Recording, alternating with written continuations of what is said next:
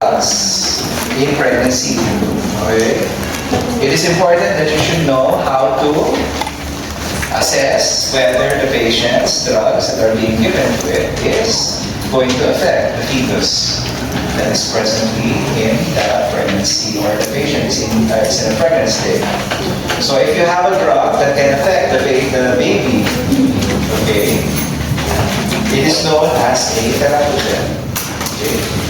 Teratogenicity is one result that has been seen and very well studied and very well seen in the history of thalidomide.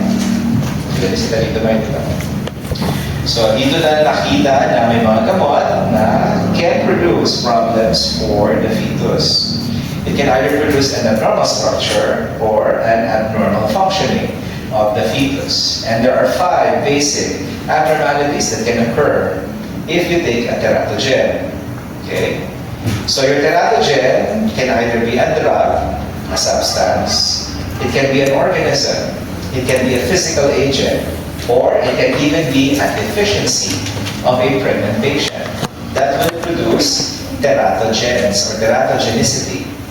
Okay? So if you have, or your child or the fetus is exposed to any of these substances or events, then you can have either one of 5 problems of teratogens. Number 1 is, of course, the gross structural abnormality. You have no hands, you have no eye, you have no nose, you have no brain, you have no head, okay, and etc., etc. Anything that you see structurally with your naked eye, and it is totally abnormal. Number 2 would be functional deficiencies. So, ano mga functional deficiency? The patient cannot read, the patient cannot write, the patient cannot see, the patient is deaf, etc., etc. These are functional deficiencies. The third one is intrauterine growth restriction. Your baby is not growing properly inside the uterus, and the patient is going to possibly, or the fetus is going to go into either structural or even functional deficiencies as well. A small baby, okay, can have problems when it goes out of this world. The fourth one is behavioral aberrations. Dito na natin nakikita yung mga ADHD, autism, mental retardation, etc., etc. And of course, the last one, hopefully na, of course, it's a double-edged sword, is a fetal demise. Kasi pag may problema ang bata nyo, minsan masusunod lang, patay na sana siya na lumabas, parang hindi na kayong problema.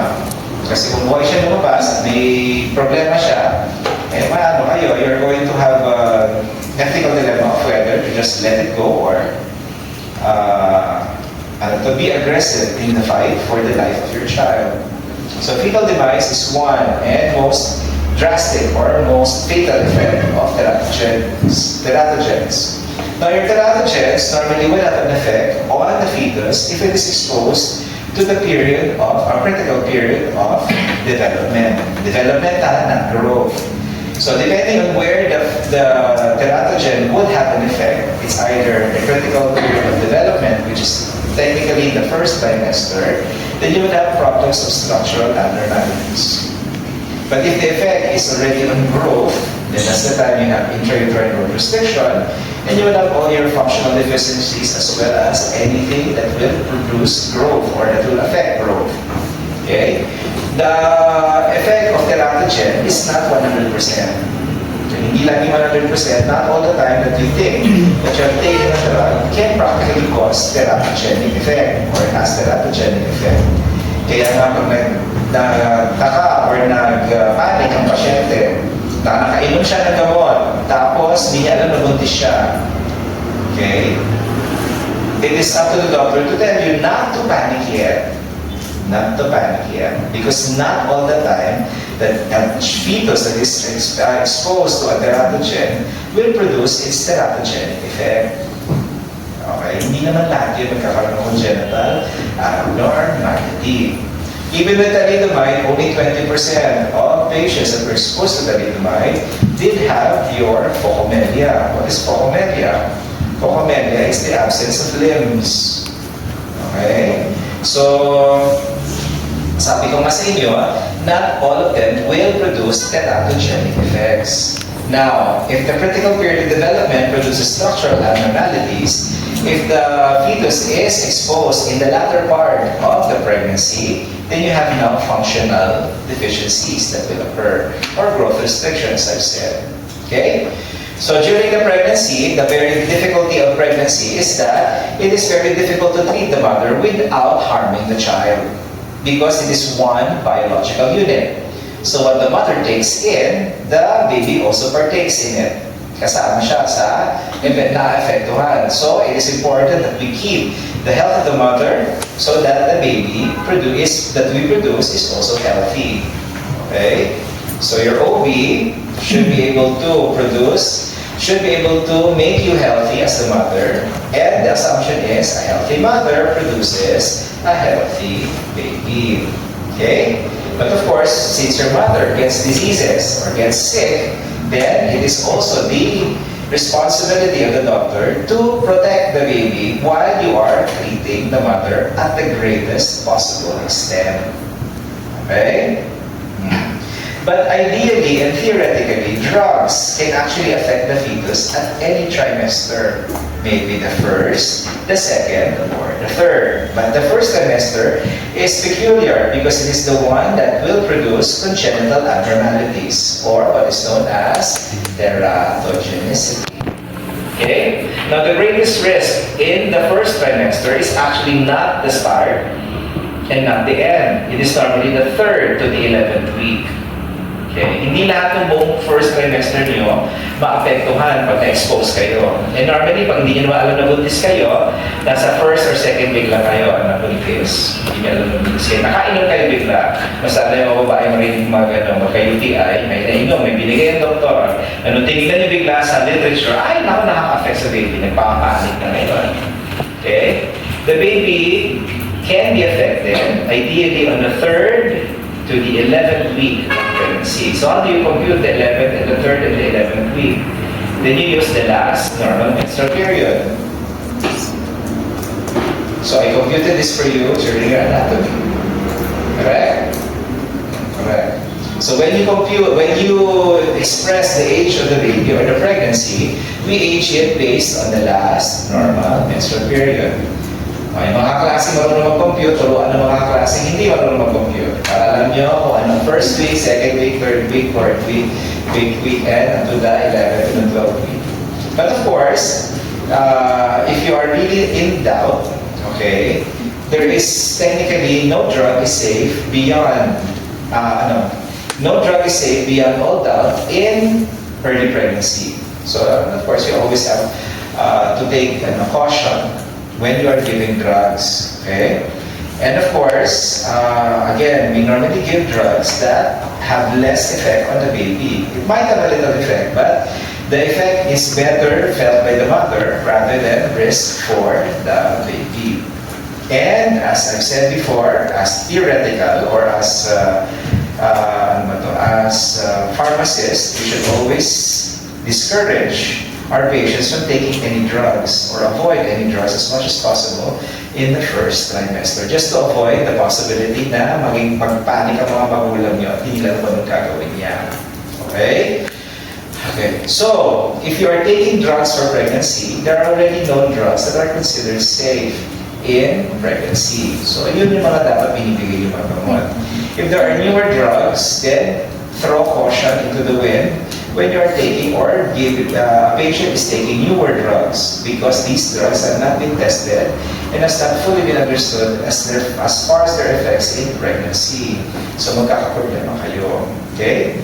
Now, of course, as pharmacists, ang role nyo is to make sure that your patients do not take, or your doctors are advised to prevent your patients from taking these drugs that are known to have caused problems for pregnancies.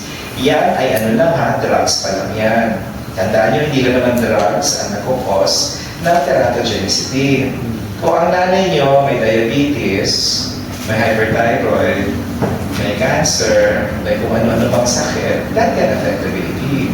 Not necessarily the drugs that your patient is taking. Second, infections of the mother. Number one infection that can affect the baby if you are not fully vaccinated, is German measles, rubella.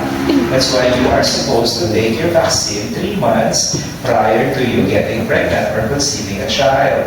It is mandatory that you have your MMR vaccination before you plan to get pregnant. And if you are a woman of reproductive age, na wala naman kayong boyfriend, maganda na rin magpa-inject ng MMR just in case may nagkagusto sa inyo. Kinindatan niyo. May nangyari. Binabuo. Dahil yung German measles, minsan pakalat-kalat lang yan. Nandiyan lang yan sa tabi, nasa kilig, katabi nyo, nasa bahay nyo, mga maliit na bata, o patay tayo dyan. And of course, chemicals that are found at home can also affect and produce teratogenic effects. Alcohol pa lang, nandiyan na sa bahay nyo, may burr, may gin, nandiyan. These are teratogenic and it is absolutely contraindicated in pregnancy. Alcohol. Dati, ginagamit ng mga ubi noon, ng panahon na hindi pa nila alam na contraindicated yan, ginagamit nila yun for preterm labor. Lalasingin nila yung nanay para mag-bed rest. Natural, pagkasing ka, hindi yung mga pwede tumayo.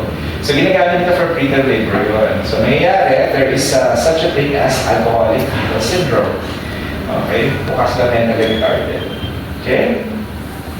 So, you have approximately around less than 40% knowledge of things that would produce teratogenic effects. May it be a disease, may it be a drug, may it be infection, may it be a chemical. The rest, hindi namin alam. Okay? Sometimes you will get a child that has abnormalities or growth abnormalities, okay, or congenital abnormalities. We don't know. It might be genes, it might be something else, or it is a sporadic problem altogether. Okay? But of course, we'd like to limit the possibility that you would have problems with your child. And one of them is, number one, is genetics. The genetics have a very big role. It comprises 20% of possibility of teratogenic effects. And number one in the teratogenic problem of genetics is relatives getting married or having children. Okay? Diba? Pag nagkailaban ng magkapatid, nagkailaban ng mga pinsan, and we normally give, set a certain degree of consanguinity that is allowed for relatives to get married. And what is this consanguinity? Up to how many consanguinity? Up to the in the law of the church and in the law, in legal law, in human law, it is what? In the family law, it is the 4th degree of consanguinity. So hanggang saan ang 4th degree of consanguinity? Hanggang saan ang 4th degree of consanguinity? Sa mga ating mga taga-LTU, tinuruan pa kayo ng consanguinity kasi pag tinanong ko bigla itong mga perpetualite at di nakasagot ito ng consanguinity, pag babagsakin ko itong mga to. Dahil tinuruan ang consanguinity sa kanila, hanggang saan ang 4th degree of consanguinity? Anyone? Hanggang saan ang 4th degree of consanguinity? Paano niyo may compute ang consanguinity? Perpetual life. Let's ask the 2 of my better. Tatlo pala sila. Tatlo. Unahin muna natin mga biblical names.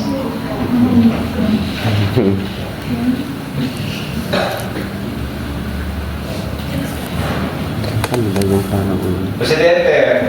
pagmangkin sa pinsan? Ano po bawat? Ito no. So, ay, ito naman. Pumunta tayo sa sa mga masyadong makatagalog na apelido, yung hindi na kukulangan. Lolo at grandmother. Anong lolo at grandmother? Paano yung lolo at grandmother? Papasalan mo yung lolo at grandmother mo.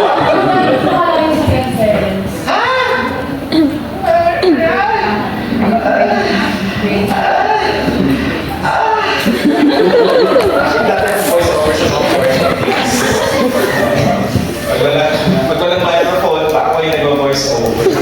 Ako yung nag-play lagi sa mga babae. Lalaki yung pansinin mo. Pumunta tayo dun sa sa ikawalong kapitulo, versikulo 3 hanggang 5. First cousin po. Ha? First cousin. First? Buti na lang may nakasagot. Until first cousins. Why first cousin? Kaya, sige. Para lang humapa yung lecture ko kasi sila itong lecture ko. Dapat 30 minutes tapos na tayo. Ayun, sige. Ay, dito lang tayo sa blackboard. Kunyari.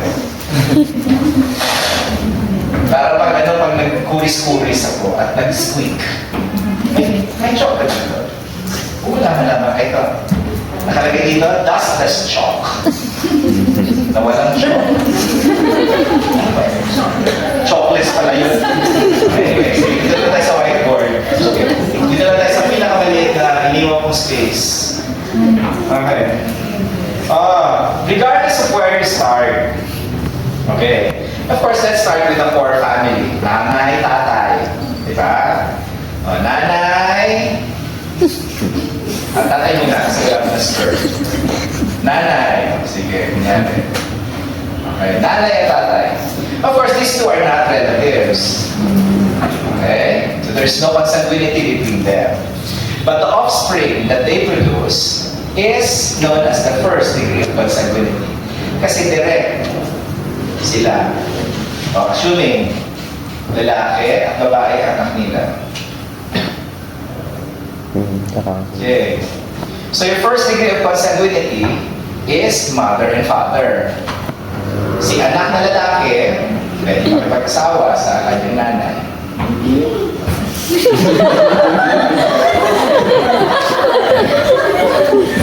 Ngayon pa kayo mag-ano. Sa dami na nangyayari sa mundo ibabaw na to. Okay, at yung anak na babae ay nabuntis ng father. That is first degree of consanguinity. Correct? Correct. Now, paano pag lolo ang namolesta sa inyo? Okay. Pag lolo, and then papabayin na lang natin, sorry. Dito. Paano pag tiyo ang namolesta dun sa pamangkin niya? What is the degree of consanguinity? So that means, para maging magkarelasyon sila ng kanyang babae, kailangan umakyat kayo dun sa tatay o nanay, yung lolo at lola. Kung magkapatid itong dalawang ito, okay, then that means kailangan mo umakyat muna dun sa lolo bago kayo bumaba dun sa nanay. And that's the second degree of consanguinity. So yung tito mo na nakabuntis sa'yo is a second degree consanguinity. Paano kung may anak si tito? Yung third degree yan. 1, 2, 3, 4, hanggang first degree ng first cousins. Yung second cousin, pwede na kayo mag-asawa. Kasi masyado lalayo na ang second degree. And what is the fear that you are having if you have relatives that are getting married? Particularly your titos, your pinsan, your first cousin, and of course, your parents. Okay? You have genetic problems that might express themselves when your genes come together. Okay? Kaya bawal ang intermarriages between parents, mothers, between the mothers and their children and fathers and their children, as well as their titos and aunties to the pamangkins. And of course, your first cousins, anak ng tito at tita mo, mag-asawa kayo. Yung sakit nyo, hindi lumalabas kung hindi kayo nagkasal ng kung napakasal kayo sa isang taong hindi nyo kaano-ano, hindi lalabas yung sakit. Pero pag may sakit kayo tinatago na recessive, pag nagsama dalawang recessive, lumalabas yan. Okay? So dahan-dahan. Kahit sa church, alam niya yan. Alam ng church, yung rule na yan. As far as the medical community, as well as the church community. So hanggang 4th degree of consanguinity, hindi sila nagkakasal hanggang sa 4th degree of consanguinity. Pero beyond that, pwede na kayo ikasal kahit second cousin kayo. Okay? Sige. Okay, so what are the other possibilities? Of course, sabi ko sa inyo, diseases. exacerbation of diseases, asthma, diabetes, uncontrolled hypertension, anything that a disease that is uncontrolled can have an effect on the baby. And of course, ayaw naman natin mamatay ang mga anak natin. Smoking and alcohol is both contraindicated, absolutely contraindicated in pregnancy. Caffeine is not. Kape, kayo magkape. Sabi natin, mahihina. Kasi masyado nag-react na kayo sa nanay at tatay. Sobrang kumakari ako. Samantalang araw-araw, pinapalot nyo naman sa probinsyano. At saka sa kay Lena. At saka kay Marites. Oo, pero pagdating sa akin, parang nagulat pa kayo. Kung makalot yun yung MMK, lagi namang meron. Tapos sa akin pa kayo nag-react. Anyway. Okay, so what are the drug characteristics that would possibly produce your teratogenicity? Of course, your basic premise is that the drug has to enter the placenta or has to reach the fetus. And the only way to reach the fetus is to go through the barrier, the lipid barrier known as the placental barrier. So if a drug cannot enter the placental barrier, then you assume that it will not affect the baby. Okay? Kasi hindi lang naman yung lipid transfer or crossing the membrane. Some of your drugs may actually be transported to the placenta to the baby by facilitated diffusion, and it can also be by passive diffusion. But of course, there are drugs that cannot enter because it is disallowed by the placenta. Okay? So if you have high molecular weight drugs versus low molecular weight drugs can enter the placental barrier, but high molecular weight drugs have a difficulty entering the placental barrier. That is why when you are treating your diabetes mellitus, the drug of choice for diabetic patients is actually insulin. Insulin is a very big molecule, that's why it cannot enter the placental barrier, and it is a drug of choice for diabetic patients that have uncontrolled sugars. Okay? Non-ionized or ionized drugs cannot also enter the ionized drugs cannot also enter the placental barrier. Okay? Highly protein-bounded drugs are also not going to enter the placental barrier. Okay? And remember that your placenta, just like the liver, also contains cytochrome P450. And thereby, your placenta also acts as a metabolizing organ. So it can destroy some substance before it reaches the placenta, or before it reaches the fetus. Now, if you have a drug that can control, even if it does not cross the placental barrier, but it controls the supply of blood to the baby. And what will supply the blood to the baby? You have your umbilical cord, correct? Your umbilical cord is made up of blood vessels, an artery and a vein. So you have two arteries and one vein. The vein contains muscles. If you have a vasoconstrictor and a very potent vasoconstrictor, that it might kill the baby and compromise the baby inside. Okay. Now, as I've said before, the timing of giving your drugs is best felt as teratogenic on the 3rd week to the 11th week. Why? Because in the first 2 weeks, or the first 12 days, there is such a thing as the pre-embryonic phase. This is the pre-embryonic phase wherein a rule occurs. This rule is known as the all or nothing rule. Okay. It is an all or nothing rule. What is the meaning of all or nothing rule? It is all or nothing. If your drug affects the fetus, it will automatically kill the fetus. Wala na siya. But if your fetus happens to repair itself, then nothing will happen to the fetus. It is all or nothing. So kung makaka-affect yung gamot nyo sa inyong pasyente, dapat patay na yung bata sa loob automatically. Hindi na natuloy or nakuna na siya agad. Okay? O nagregla siya, kasi na-expect niya regla. Kasi first 2 weeks, hindi pa kayo nagde-delay ng regla noon. Nandito pala kayo sa naghihintay o nagbabakasakali kayo magregla kayo sa ina-expect yung date na magregla kayo. Because once you have missed menses, that's already considered as the 3rd week of pregnancy. Sasabi mo,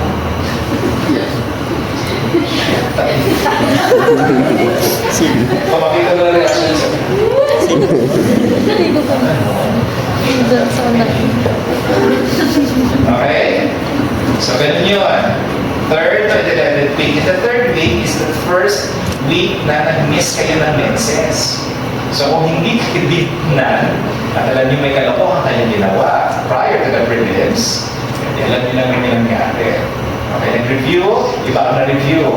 Nanapon yung physiology review sa matalang figure 1, inaaral niyo dapat. Tawa. Nakas! Nako! Kaya pala bumagsak ang boyfriend na maritime.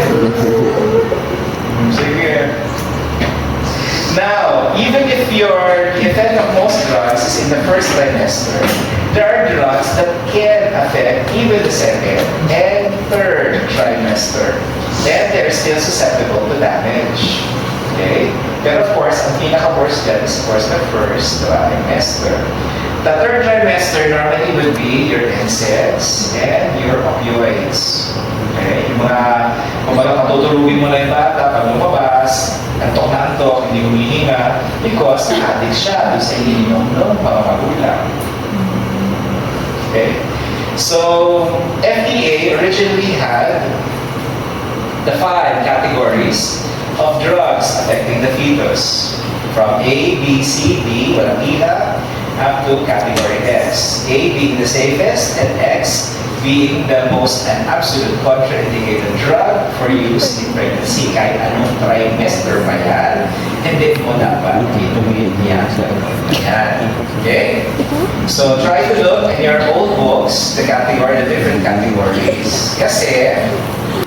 Kasi may bago na ilagay na category sa drugs or pregnancy recommendation for patients. Okay? So, pag kayo binigyan, o kunyari, bibigay ang pasyente, kasi silent na lang, hanapin nyo ang mga common drugs na binibigay sa isang buntis na pasyente. Okay? Hanapin nyo. And categorize them according to, try to categorize them to the A, B, C, D, X. Okay. Hopefully. Okay. So, when they gave you the category A, B, C, D, X, this is made by, of course, using animal studies as well as human studies. So, kung may human data kayo and animal studies or animal data, then they are giving it either any of the categories A, B, C, D. Pero pag ang study niya talaga ay for human data na nakakita talaga ng teratogenic effects, then you probably would have what? You probably would have a contraindicated drug. Okay? Now, just as a reminder or just as advice for patients that are pregnant, pag tinanong kayo ng mga gamot para sa pagbubuntis, and of course, the first trimester is ridden with a lot of problems. Ano bang problema natin sa first trimester? Pag nagbuntis ang pasyente, yung pagsusuka ng pasyente. Diyan nga nagsimula yung thalidomide. This thalidomide, its effect is normally was made to control vomiting in the first trimester. Eh, pagbuntis, lagi nagsusuka, morning sickness sa first trimester. After second trimester, dapat konti lang pagsusuka nyo. Pag umabot na kayo ng 5 buwan, dapat hindi na kayo nagsusuka. Okay, that's the basic rule in movie. So, pag first trimester, nagsusuka lagi, hindi makakain, hindi makainom, walang maano. Kung meron nang kakainin, mas sila kainin yung kanilang pinag-crave. Sila nasusuka doon sa pinag-crave nila. Pero yung mga ibang ayaw nila, talagang sinusuka talaga nila. So, natural, magbibigay ka ng gamot dahil naaawa ka sa pasyente, magbibigay ka ng gamot na pampapigil ng suka. Okay? So, kung wala kayong alam na gamot na pwedeng ibigay, hindi mo suka ang pasyente nyo, try to give them something that is less problematic or non-pharmacological. And if it is pharmacological, it's probably something that you probably will do every day, but has no effect on the fetus or what is also known as non-drug treatment. So ano pwede ibigay? Pwede kayo mag-hospital. Di ba ako nag-work yung acupressure na bracelet para sa mga buntis na nagsusuka. Bracelet. Okay, yung mga inaamoy-amoy na mga aromatics. Okay. Or, you can give them one of the most Okay. ano ba, one of the most popular, but not really popular, that we discovered lately was taking salabat. Ang salabat or ginger actually has a it has a modulating effect on vomiting. So kung nahihirapan ang pasyente nyo, pero gusto nyo ng salabat, try salabat. Okay? But if you want other drugs, of course, kung gusto mo ng drug, pumunta ka sa doktor. You can have your metoclopramide, you can use antihistamines, you can use anything that will remove the possibility that you can vomit. Okay? But of course, that's already part of pharmacology too. Sa midterms, gastrointestinal. But right now, wala pa nalamin ng kasi. Okay? So, try to advise your patients to do something else to avoid or to prevent them from vomiting. Asa pala. You can take candy. Candy kayo. Matatamis. So, matatamis. Gawin nyo ng ginger candy para mas double effect. Okay? So, parang kayo gusto ka. Pag candy kayo, walang problema mag-candy. Pag nasukan nyo pa yung candy, mamatay ka talaga. Second, ang pinaka-advice namin para hindi masyado magsama is ice chips. Okay? Kung kayo ay isang tao na umakatkat ice, yan, try nyo. Okay? And if you're going to take the drugs when you're ready to sleep. Kasi pag umaga kayo uminom yan, baka maisukan nyo lang yung droga. So, walang sa-isa yung gamot. Okay? Just like ginger capsules or ginger supplementations, we ask them to take them at night para hindi sila masyado nagsusukat, hindi na matanggal or masuka yung gamot na ininom nila. Okay? Okay. So, try to find out, again, the most common drugs that pregnant patients would normally take in and try to see the categories of these drugs, even vaccines. Pag ang pasyente mo ay kinagat ng aso, pababakunahan niyo ba ng anti-rabies ang inyong pasyente? Pag ang buntis mong pasyente ay nakagat ng aso, na alam niyo malapit na maulod, Bago ang baby. hindi niyo alam na may rabies yung aso niyo, pababakunahan niyo. Kailangan din na ano daw po na yun na ni bago ang baby. Yes or no? Who says yes? Kukunti lang.